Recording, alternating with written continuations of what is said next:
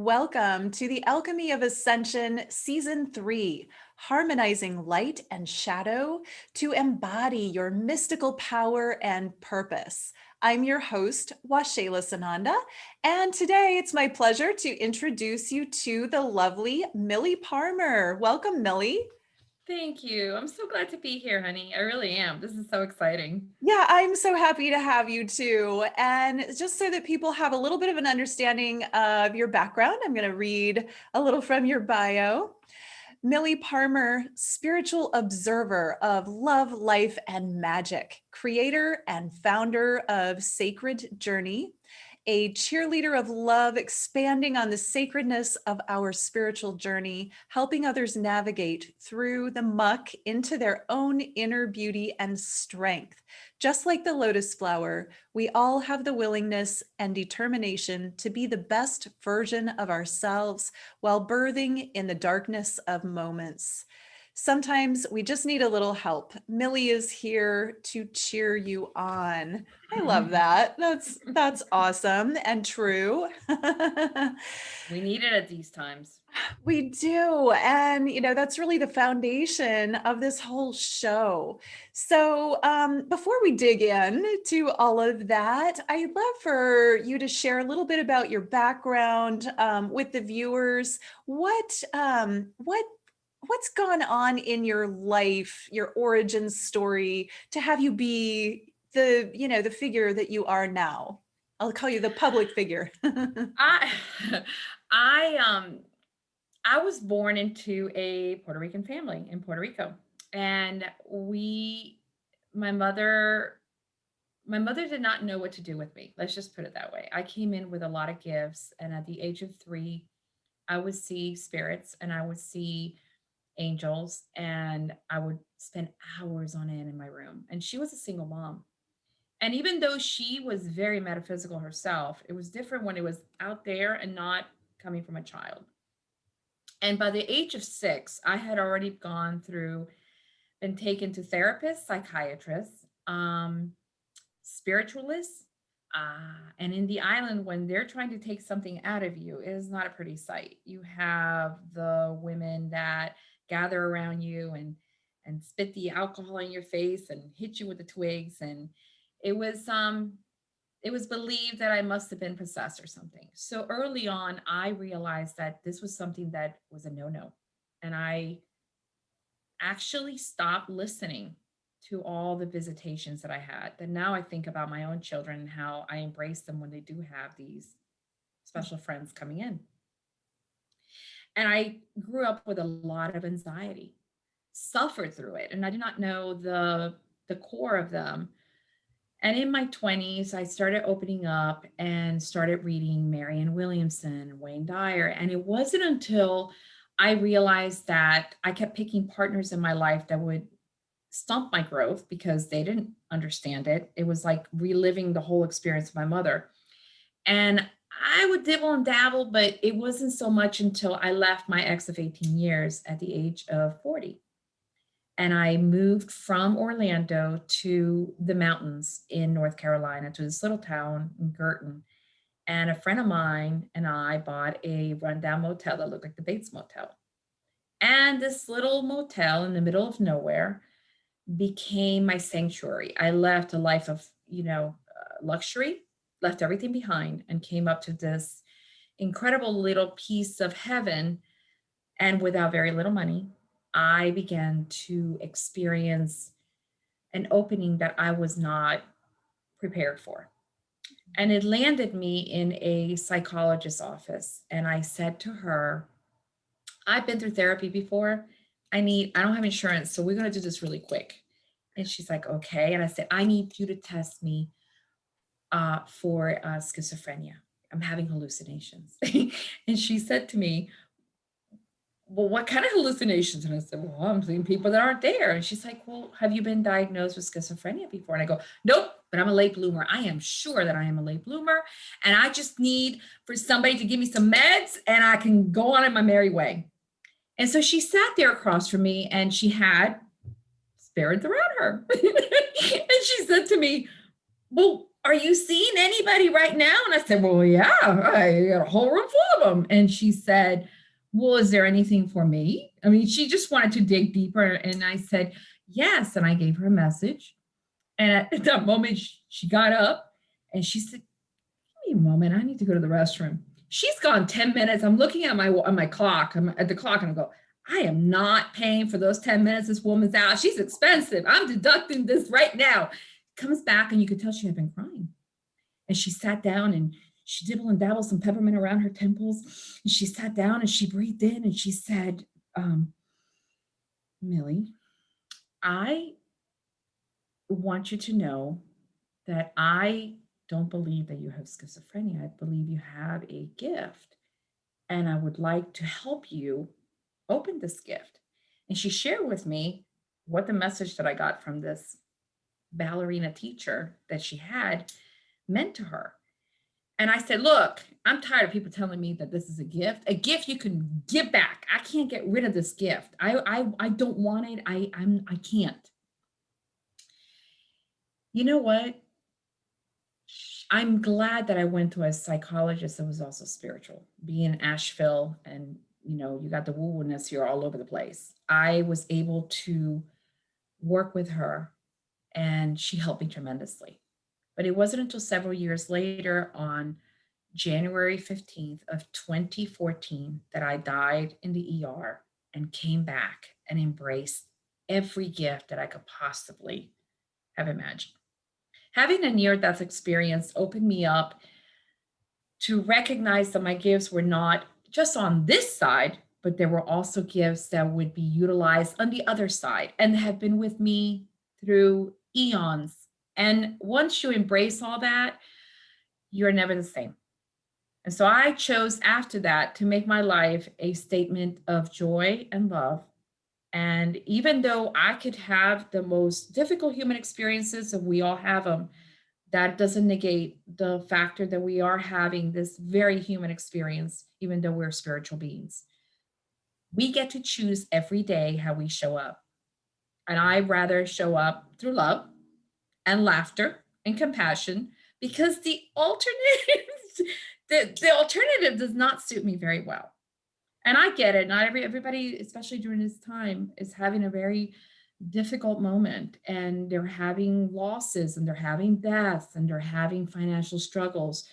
But if we step back from the drama of what we are focusing on, we realize that we still have life and we still have breath and we still get a choice to shift the narrative. And so that's my story. And like I said, we struggle. I struggle just like everybody else. And I have a lot of moments where I go, what is all this for? I mean, really. But because I did go to that other side, I know what it's for. And I have to believe that it's a journey, an ongoing journey. And it's not always pretty and it's not always comfortable, but it's our journey.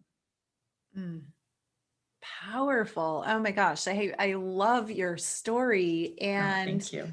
there are a lot of things I want to kind of unpack a little bit. First of all, like being a child, and I can't imagine having these Mm, gifts. First of all, I was a child with gifts, and I know that that alone can be scary. mhm, But mhm. I was fortunate enough not to. I hid my gifts. I was told, don't tell the adults, they won't understand. That was like the mantra. So I never I didn't get that contract. I didn't get that message. I was like, not saying a word. I don't even Mhm, understand. I don't know how to share it. So, but for you to, first of all, have these things going on, you probably even understanding them yourself. And then to be mhm, taken to, people who are, beating you and basically trying to exorcise demons from you, along with psychologists or whatever, I don't know what you were told, but I can imagine that must have mhm, been a very difficult foundation for you to ever be able to trust your gifts,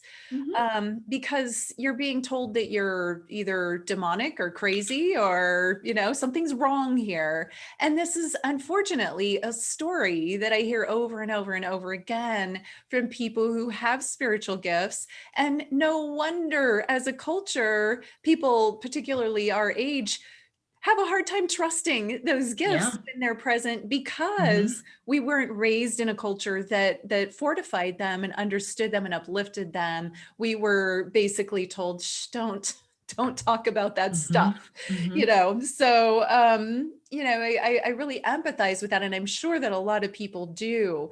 And then going forward, like I really, it's so interesting that I love that you went to a psychologist and that's the person that told you, you know what, this is real.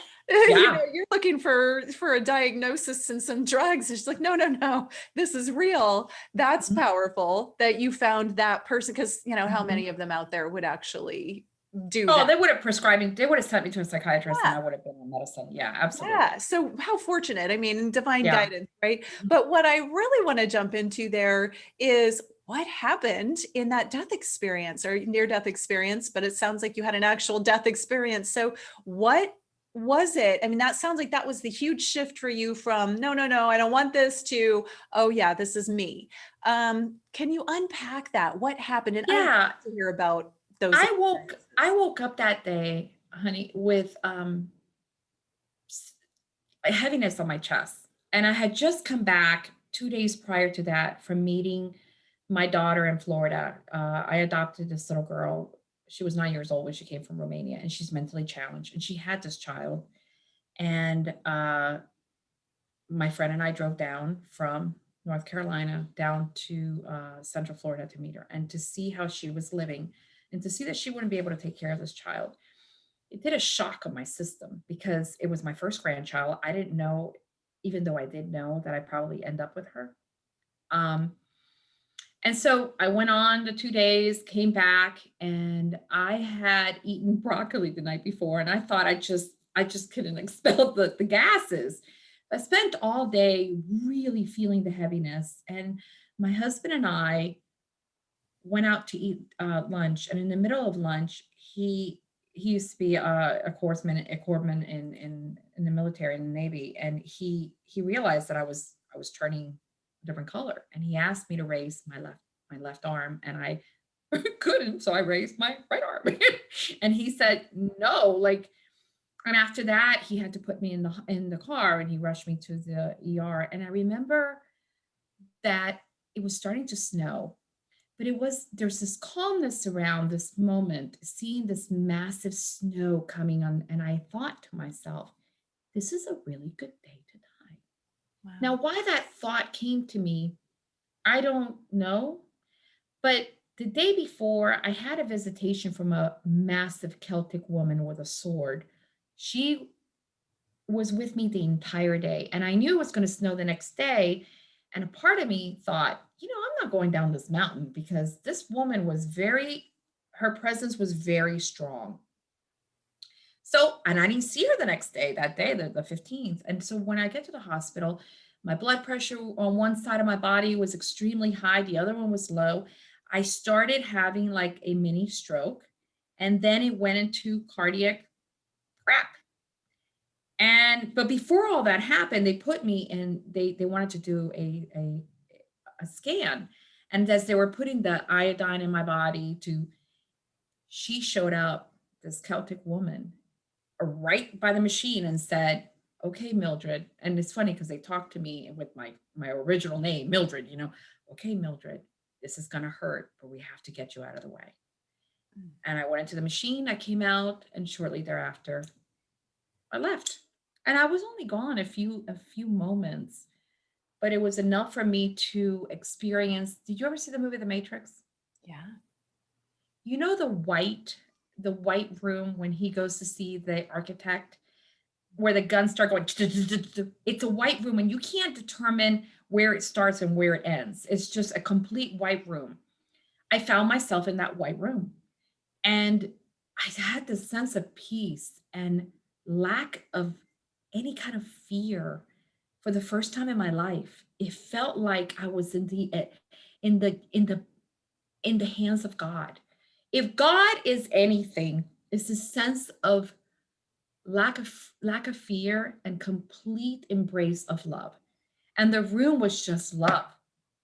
And so I just kept seeing in a distance that I needed to keep walking, even though there was no beginning and no ending. I just started walking, and I kept hearing these sounds of voices saying, "You will have to go back." I wasn't paying attention. I was going forward, and I am like determined. I'm not going back. I don't know what these people or these voices are saying to me. And my father showed up. Now, my father was not very present in my life, and he showed up, but I loved my father dearly. And he starts talking to me in Spanish, and he said, "Okay, well, I'm so glad to see you and you're here, but you got to go back." Like, "No, I'm really good here. I'm happy. I'm going to keep going." And he said, "No, they had to." And I don't know, when they say they had to, I'm almost certain it was they, the world, the esoteric world, had to get me out of my own way. And I had to get some kind of an upgrade. And when I say an upgrade, I mean, I had to really embrace these gifts like I had never before. And in order to do that, they had to expel some kind of the fear that I still had. I had the stigma that I still had inside. And so I came back. And I came back almost for months, not being able to fit back in my body. It was as if my soul did not fit in this costume, or this, or in this piece of of of wardrobe that I have, that I call a vessel. It didn't fit. Every morning for months on end, it was like I had to consciously find a way to ground my soul back into this body. And I was sensitive to sounds, I was sensitive to colors. It was almost like if I was remembering how to be. I remember when I woke up in the hospital and my husband kissed me, it felt like I had never been kissed before. I remember when I went to use the bathroom, it felt like I had never gone to the bathroom before. I felt everything from the, even the sounds and the way, the first time I got a glass of water, I could feel the water just going, trickling down my esophagus all the way down. It was so intense that I could imagine people that have had these near death experiences. It's hard to return to this human experience knowing that there's something out there that seems better than this. Mhm. But I also came back with the sense of um, love. And I know that when I use the word love, in Spanish, when we use the word love, there's so many ways of saying it. And in English, love is love. And there's no other way. But I kept hearing in my native language, amor, amar. I mean, I would hear these words that actually have a frequency that feels closer than just to say love. And as everything, day by day, you become again who you were, because you have no choice to embody this human experience again. But it was it was truly a moment of waking up and realizing that I needed to embrace these gifts, and it would take me still another all these years. And it wasn't until last year that I truly, even through COVID, really began to say, you know what, I'm just going to put it out there on Facebook, because I write, but people knew I was a little woo woo, but not to the extent of, okay, I actually see dead people. I actually talk to the Galactic Federation. I'm actually a little weird, but I stopped worrying about how people saw me. Because if you know me, you're going to embrace who I am, like it or not. If you don't know me and you're going to make a judgment about me without knowing, just by reading something, this is more a perception on you than it is on me. Because you don't know anything about me. And all this time you've been reading and following me, and all of a sudden you hear that I see spirits, or you know, I had a walk in or whatever, and you can't handle it. This is more on the fear of your perception and your lens than it is on, I have not changed who I am. I'm still the same exact person. And I think that one of the things that we experience as people who have gifts, like, and I know you understand this, is that when you are finally embracing who you are and coming out, you have the stigma of insanity, and nobody wants to feel like they're insane. Nobody wants to feel or be judged. And because as a child, I I had to embrace that from early on, that I was maybe a little crazy. I I feel that it helps for me to step into my own power. Even if the person feels uncomfortable, I can still come from a place of love. And I have this page, and people, every once in a while you'll get this person that just does not resonate with what I'm writing. And I always make sure to send them a message and say, thank you for your perspective. I value it. Let's talk about it. Sometimes they do. And I go, that's a valid statement. What you're feeling, I love that you know that so well. And I hope that we can meet halfway.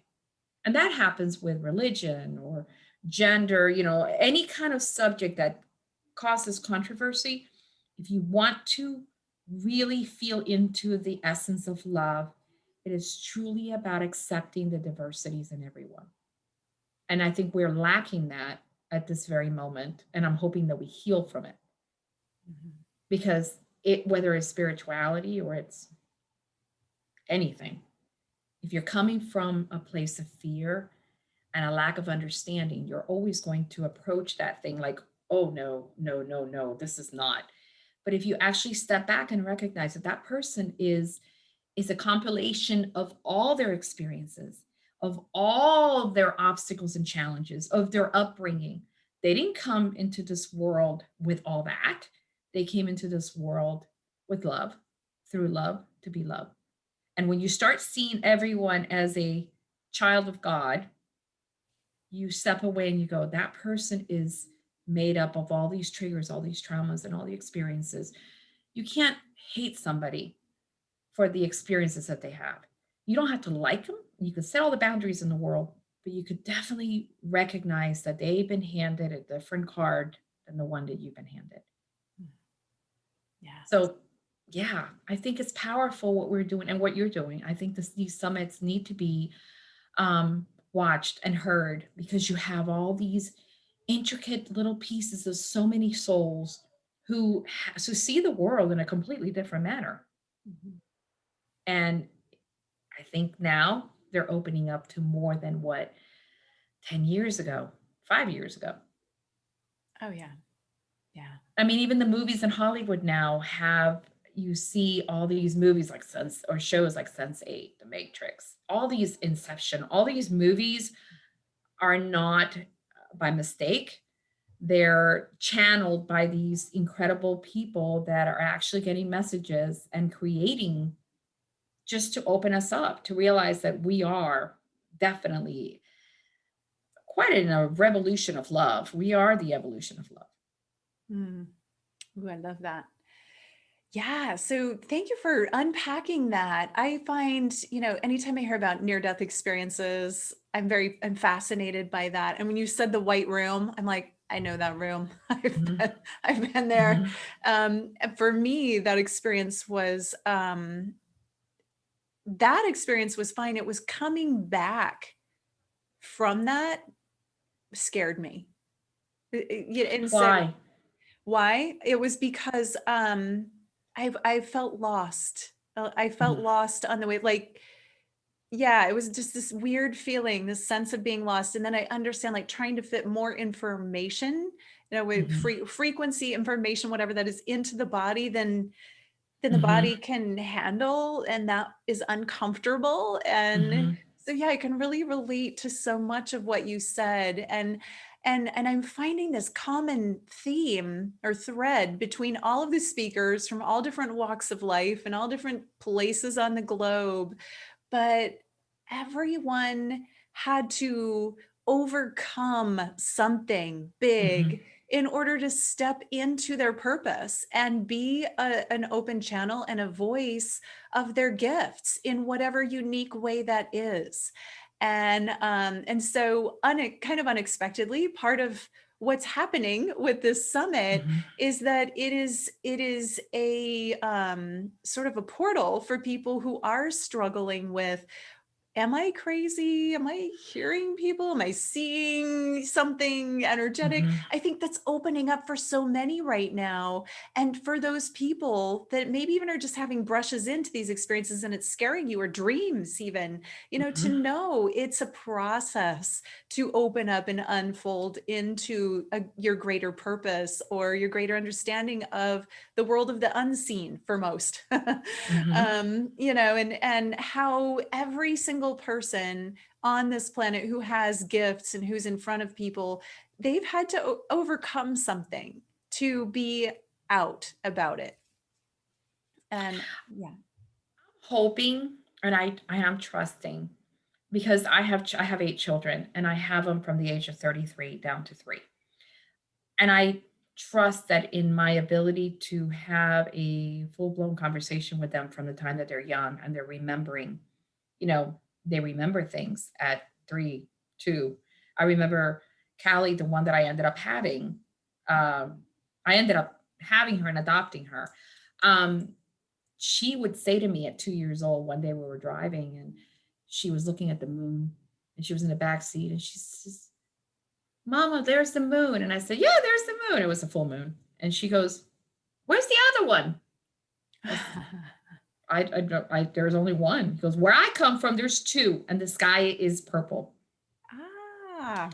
And she had vivid recollection of this other planet or this other place. And she doesn't remember it now at 7, but from the time she was 2 to the time she was like 4 or 5, she would talk about all her experiences. And had that been my mother, she would have shut her down and given her a pill. You know what I mean? But I embraced it because I know that there's so much more to these children that are coming in. And to even me. I mean, I remember when this started happening, my godmother, who happened to be a very spiritual woman in Puerto Rico, my mother took me to her and she said to me, "Listen, don't say anything. Just don't talk about it. You make your life a lot easier. If you need to talk about it, you come to me." And I managed to do that for maybe a few months. And after that, I decided that I just wasn't going to even see anything. I mean, I would see things. And I remember as a young child, 6, 7, just closing my eyes and going, "Yeah, no, I'm not seeing that. I'm not entertaining it." And eventually you close up the channel. We Mhm. close it up even as adults. If you don't want to see it and you don't see it, you have addiction problems, you have psychosis. It turns into something that you can stop it, but by what means Mhm. and why? Because we've been as a society taught that if you're not the same as everyone else, then you are crazy. Yeah. And who wants to live in that box? You don't. You don't. Nobody wants to live, as the crazy person in the room. I mean, for heaven's sake, I wear a tutu sometimes just to go out. I mean, you know, Well, 52-year-old woman wearing a tutu and boots. I mean, I don't care. I think you need to embrace life is usual. You need to embrace exactly. your eccentricities. That's what makes you. And people, I feel most cases, 99% of the time, people actually they it feels like a breath of fresh air because you're not really doing anything that's hurting anybody. It's just bringing a little joy and smile and maybe it's a little nutty, but it's part of accepting the gift of being here. I Mhm. wasn't always like that. I think and I feel that after that episode, it allowed me to see that every moment does count for something and it's precious and how you live it is up to you. Ah, yeah, exactly. So, I heard you mention one of my favorite things earlier. You said walk in. And Mm. so tell me about that. Have you experienced a walk in? I did. When I was 33, I had an accident. And I woke up in a park. I got hit in the back of the head by these two young kids. Mm. And it was late in the evening. And I got up from the pavement and I thought it was 2001 and I thought it was 1987. So I went back to be 19. And I walked out and I thought I was going back to my first husband. needless to say, I ended up in the hospital. No recollection of my 6 children at the time or my husband at the time. And it was definitely a walk-in experience, and it lasted for a very long time. That shifted a lot in my life, because to be pushed back, and even to this day, I don't have recollection of a lot of the stuff that was hit in the back of the head. I don't have recollection of memories as if it was another life. And even journals, I don't recognize. I don't have any kind of, even the way that I talk sometimes is like my sons who were 13, my oldest one, this is like, you're not the same person. Mm. And he shows me pictures. Like the other day, he sent me all these movies, home movies that were made like years before that. And I have no recollection whatsoever. It's another life. And even the foods that I eat now are very different from the foods that I ate then. I have memories that don't coincide with the memories that I see in photo albums or that I see in home movies. Uh, we had lost everything in the stock market in 9/11, and this happened in November. I had contemplated taking my life because of all the circumstances that were surrounding us. I just couldn't. It was bad. It was really bad. And I believe that I checked out and somebody else took over. And I'm grateful for that. I'm grateful because otherwise I wouldn't be sitting here telling this story. And a lot of times these walk ins do happen by design, by choice, or I mean, obviously, it's a contract that you're making with another soul. It doesn't just happen. It's a contract, but I really feel that several times in my life, I must have made a contract that said, "Hey, you know what? I've had enough. I'm gonna move on, and you can just come in and take over." And part of our soul or something splits, and this other aspect comes in, and so that is one of those moments where I know now, looking back, that was a different aspect of me because I'm not the same person I was before that accident. Just not. That's fascinating. And I've talked to a number of a lot of walk-ins. I actually am going to eventually, I feel like I'm going to write a book about Oh, it. I love that. Walk-ins are attracted to me, and Mhm. I've always got walk-ins in my life. And it took me a while to figure out what the heck Mhm. walk-in even was. And now I understand there's so many different types and Mhm. different ways they can show up. But certainly that is one, and that's an exchange that you made. Mhm. Sometimes there's a temporary braid where one comes Mhm. in for a while and then leaves. And so, but that's interesting that I rarely ever hear about someone losing time like that and forgetting. Did you eventually recover I recovered. some of them? The neurologist said that I would recover things in the same order as they happen. So weeks later, I started receiving messages. Like I started receiving the visions of my first son being born. It was like in chronological order. And for the most part, I did. It's the different details, the different experiences that I had that I don't have a recollection. There's still a lot of space that doesn't coincide with memories that I have that apparently they're not mine. I don't know, but they might be from an alternate Millie or they might be from I don't know, but they just don't coincide. I this is the way that I used to explain it. Imagine you're watching Runaway Bride and Pretty Woman. You have the two main actors, Richard Gere and Julia Roberts. It's a love story. And for the most part, you see them and you think it's the same movie. But the circumstances in the movie and the parts that take in the movie are very different. And that's how I felt. Like the actors were the same, but the situation was very different. It was not coinciding with what my memories were of the same players that were in this dramatic role of my life. It was just, and even to this day, sometimes I'll look at some of the pictures, which I don't even bother looking at photo albums. And my son, every time he comes home for Christmas, he has to go through the photo albums, which we've done this for decades. I don't know what he thinks changes. And he'll say, "Mom, do you remember this?" I'm like, "Yeah, sure." He goes, "No, you don't." And I'm like, "Well, I mean, you ask me the same question every Christmas, and it actually frustrates me a bit because I want to remember a tender moment and there's no recollection. There's nothing. I don't even know. I see the woman that looks like me, but I can't. I don't know what I'm supposed to be feeling in this birthday or on this trip. I don't. Wow. It sounds like a timeline shift. It is a time. That's how I see it too. It Yeah. feels like another aspect came in from another timeline Mhm. and basically, I'm here. I'm going to take over. We're going to get through this. Bye. Ciao, ciao, and Interesting. Yeah. Millie went off her merry way. That's fascinating. I mean, just there's so much going on, you know, the our normal way of thinking, it just doesn't work like that. But I've heard so many of these stories and I find timeline jumping fascinating as well. Hmm. And I've had my own experiences around, some of those things. So interesting. Oh, Wow. you and I could have an afternoon, girl. I want to hear your stories. Really love that. We Favorite will do that. subjects. We will do that someday, but today's about you. So, I would love to hear. Okay, so when you talked about, channeling the Galactic Federation and being a medium and all of these things, is this something that you do outwardly now? Do you do this for people?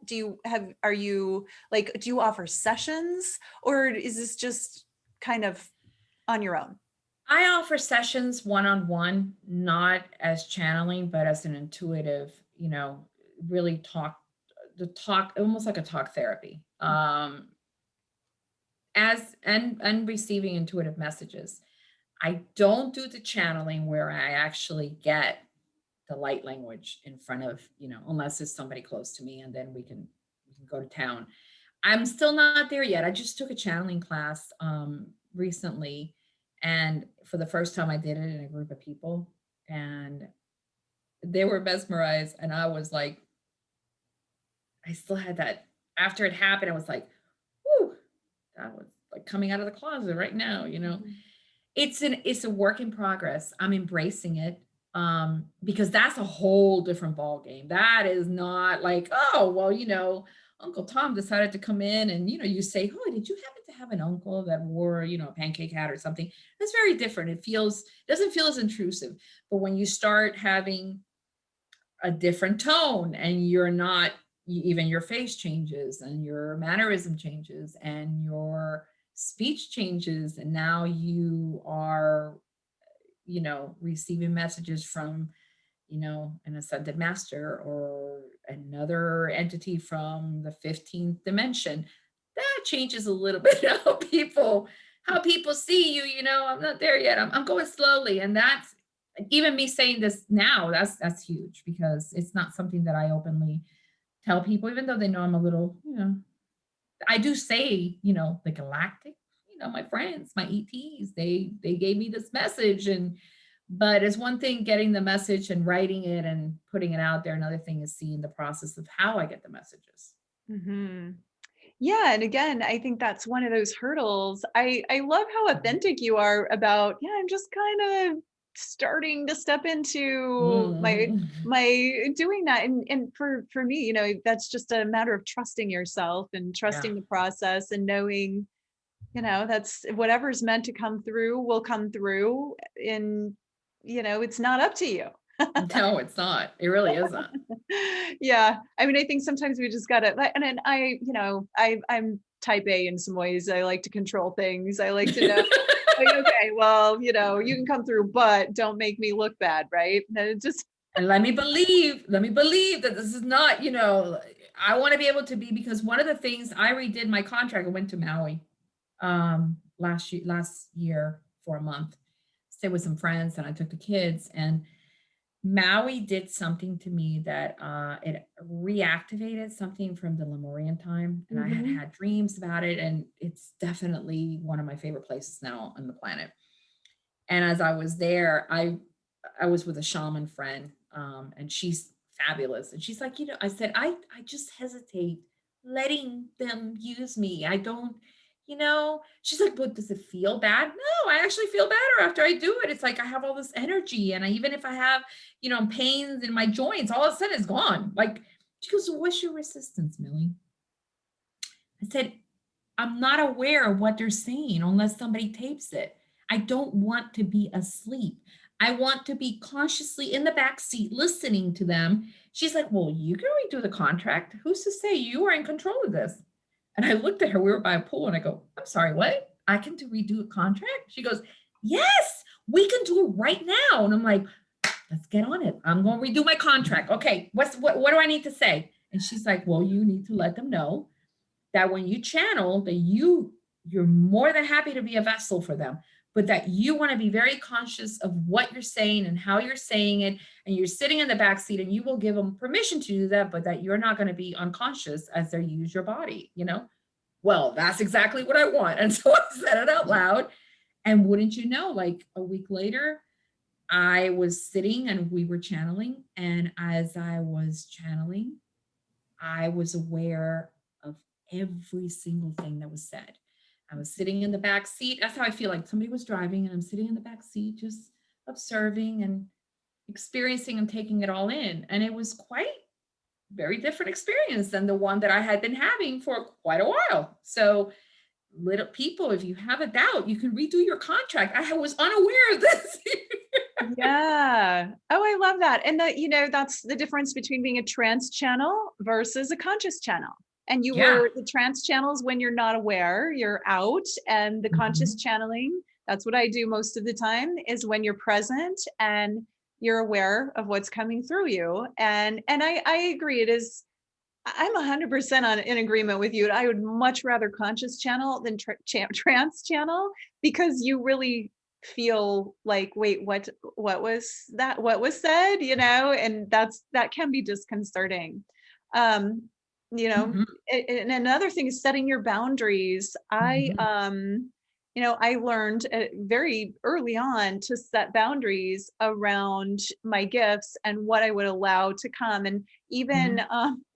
I had a lot of visitations from a very young age of unusually looking beings, extra, like I love higher that. dimensionals, galactics, Mhm. ETs, whatever you want to term them, all different frequencies. And I was terrified as a child of them, but I learned that I could set boundaries with them. And I learned from a shaman too, before I was trained in shamanism, that you can state your terms basically. So I would say, okay, I know you guys always want to show up at night. That's never Mhm. good for me. I scary. I'm asleep, suddenly there's crazy Yeah. looking beings around my bed. That doesn't ever sit well, with Yeah. me. So, like, send one representative. I don't need 12 of you. Send one. It's seriously, and send one in my meditation. If I know you want something, then send a representative. I will meditate first thing in the morning when I'm aware that Mhm. you want to interact, you want to share, and then send a representative. I don't need the legions, You don't and need the whole council. no, and then No. give me the information. And that I set that up many, many years ago. And to this day, when I go somewhere, I just had an experience like this where I was in a place, it was actually sacred burial ground, that I was there for a wedding. And there were, at night, I'm sleeping right there in this home that's right next, right up next to the burial Yeah. ground, legions of beings, like, just Yeah. waiting to talk to me. I'm like, I will talk to you in the morning, not right now. Like, this is my sleep time. I'm going to sit with you in the morning. And I did. And I got powerful channeling from them and did a lot of clearing for them. But that's the point. Like, for everyone listening, you can set your Mhm. boundaries. You can You read can. contracts. You can make we are sovereign. And Mhm. rather than just say, no, that's scary, I don't want it, or pushing away your intuition, you actually can do it on your own terms that are comfortable for you.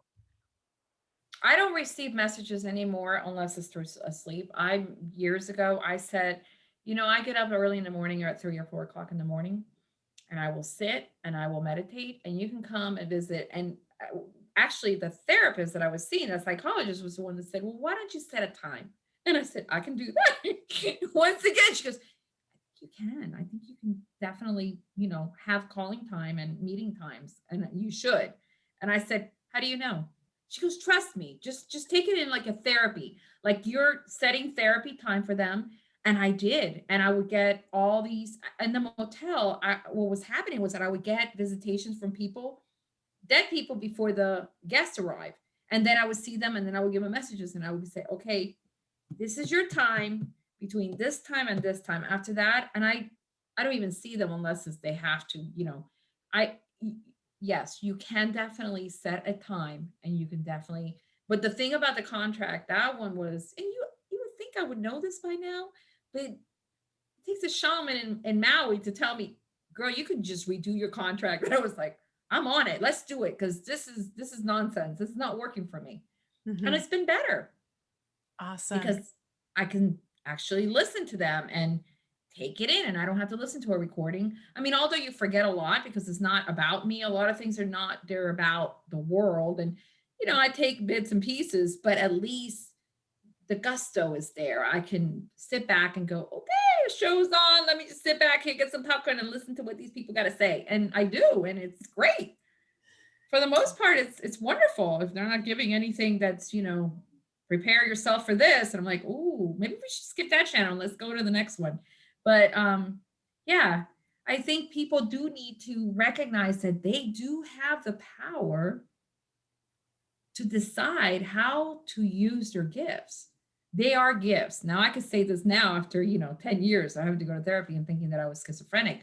You do have the it's your choice and it's free will to really take your gifts and use them to the best of your ability without feeling afraid, without, feeling that you're being attacked. Um, you know, you allow who and what touches you, whether it's physical or integrated in a spiritual realm. You don't have to take everything and anything in. This is, I mean, I've been in places where it's like, yeah, I don't belong here. I'm out, Mhm. and I leave. I have enough bubble and energy around me not to, at this point, a vibrational shift that I don't allow anything that's of low frequency. That's something that I learned. And I don't, people say, well, aren't you afraid of, some evil entity coming in? No, evil entity want nothing to do with me. Are you kidding me? They're bored. They'd be bored to death with me. They don't want anything to do with me. They're on their merry way. I have enough around me that says, you're not welcome, you know? Mhm. But that's something that you learn and something that people feel that if they dibble and dabble into spirituality, that you are going to be possessed. And, it's once again, it's a lack of understanding and it's a lack of experience. If you've never had it and you're listening to other things out there, you're going to be served wrong. So Mhm. it's part of our human experience to, when we don't know something, to make it into something fearful, because that's how we've been taught even from early on. I mean, I'm glad that you had a wonderful experience growing up. That was not, mine wasn't like that. you know. Yeah, well, I ended up just kind of playing on my own and not talking about those experiences until I was much older. But yeah, we get to set our own boundaries. And I think that's the key Mhm. takeaway here. It's like we're not victims of, even though, you and your early experiences felt that way. And so did I until I Mhm. understood we are sovereign. We're not victims of the Mhm. gifts that we have. But we do get to learn how to negotiate, set boundaries, and work with them on our own terms so that we can serve the world with them. And that's what they're there for. And that's really the purpose.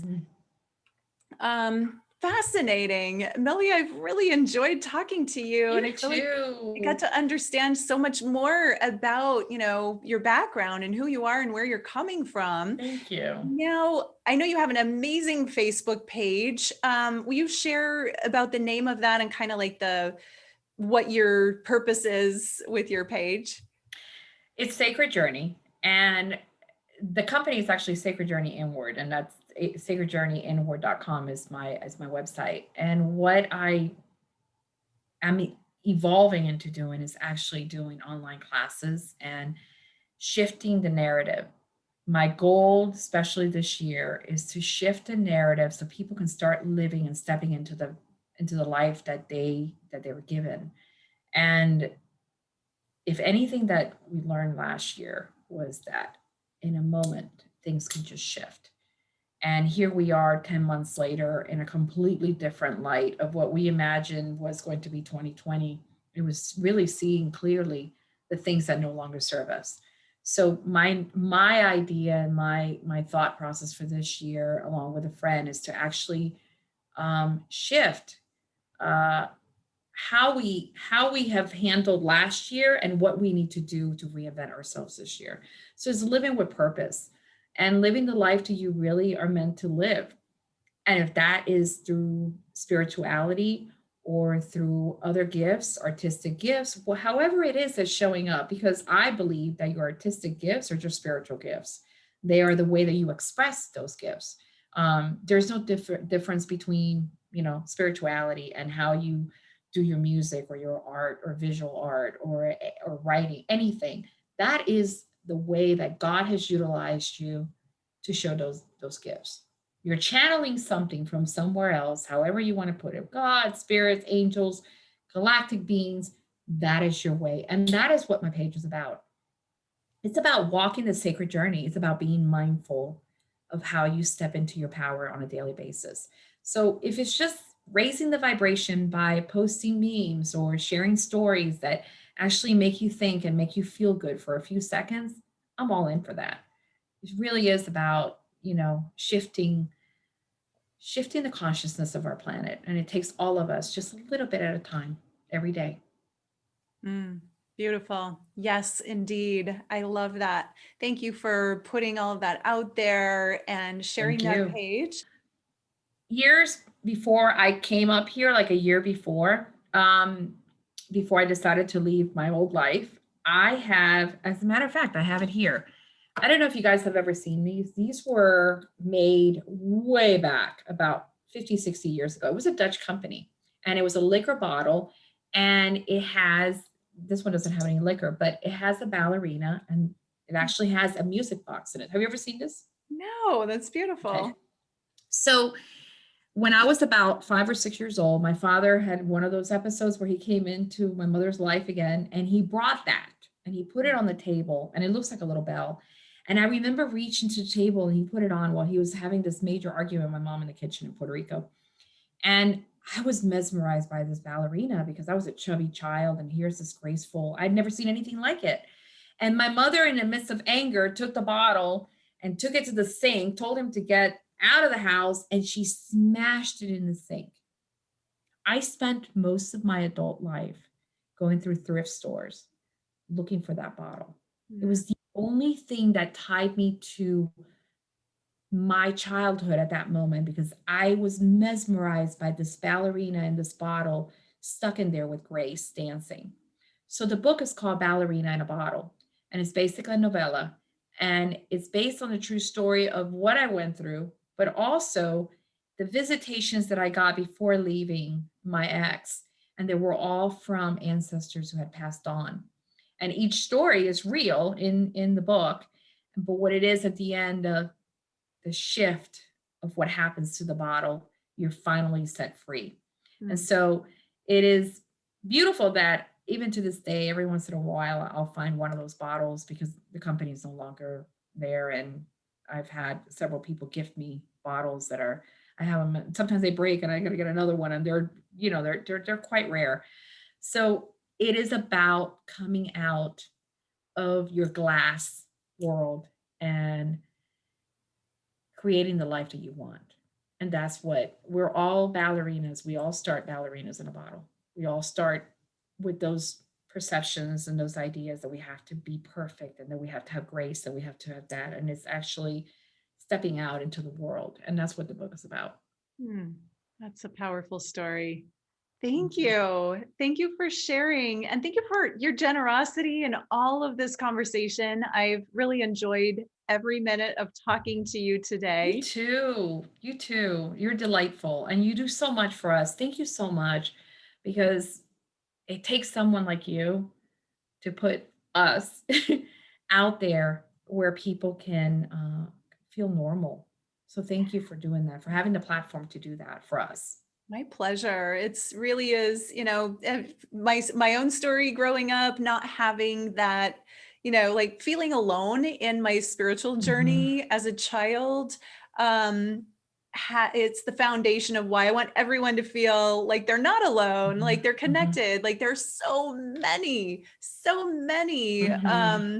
multidimensional, awake, spiritual people and teachers. And fortunately, now we have the internet, and that was before Yeah, that that was does make a big around. difference. Yeah. But yeah, I love connecting people and I love hearing stories and I love sharing people with the audience so they can really see like how the depth and how much is available, and everybody has a unique story. So thank you for sharing yours with us. I really appreciate Thank you. Thank you so much. I really have enjoyed this. Thank you. It's very unlike for me to, like I said, speak so openly, and I it. felt comfortable with you to do it. So thank Well, you. I'm grateful that you did.